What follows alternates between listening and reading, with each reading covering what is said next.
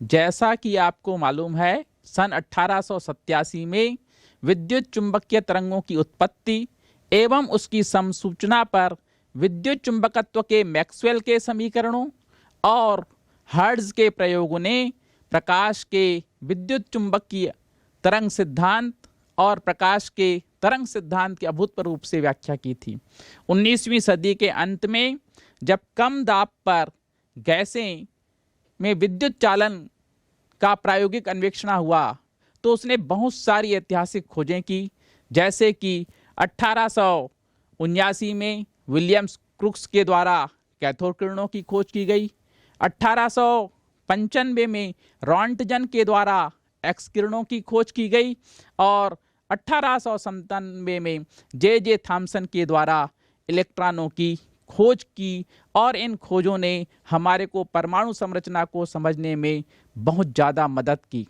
तब तक लोगों ने यह जान लिया 20वीं सदी के आते तक कि जब किसी धातु की सतह पर पराबैंगनी प्रकाश गिराया जाता है तो उसकी सतह से इलेक्ट्रॉनों का उत्सर्जन होता है।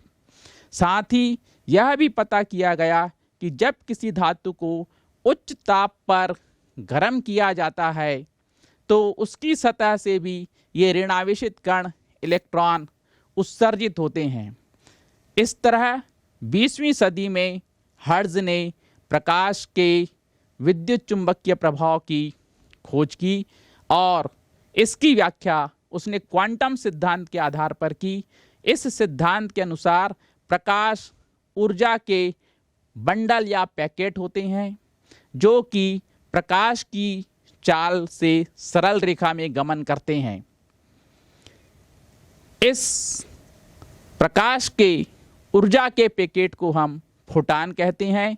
फोटान की ऊर्जा E बराबर h न्यू या E बराबर hc बटे लैम्डा होती है, जहां h हमारा प्लांक नियतांक है जिसका मान 6.6 गुणित 10 की घात 34 जूल इंटू सेकंड इनवर्स हो, तथा c प्रकाश की चाल जिसका मान 3 गुणित 10 की घात 8 मीटर प्रति सेकंड होता है।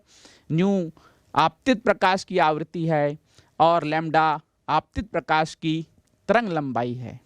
इस सिद्धांत के द्वारा प्रकाश के कुछ कण के रूप में चलने के गुण की व्याख्या की गई।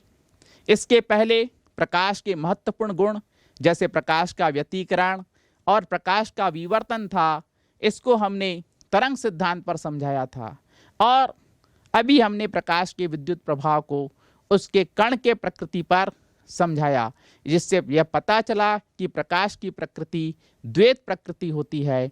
आइए अब हम इस अध्याय में इस विकिरण की द्वैत प्रकृति, कण की प्रकृति और तरंग प्रकृति दोनों होती है जिसे हम द्वैत प्रकृति कहते हैं। आइए इस अध्याय में अब हम विकिरण और द्रव्य की द्वैत प्रकृति का अध्ययन करेंगे।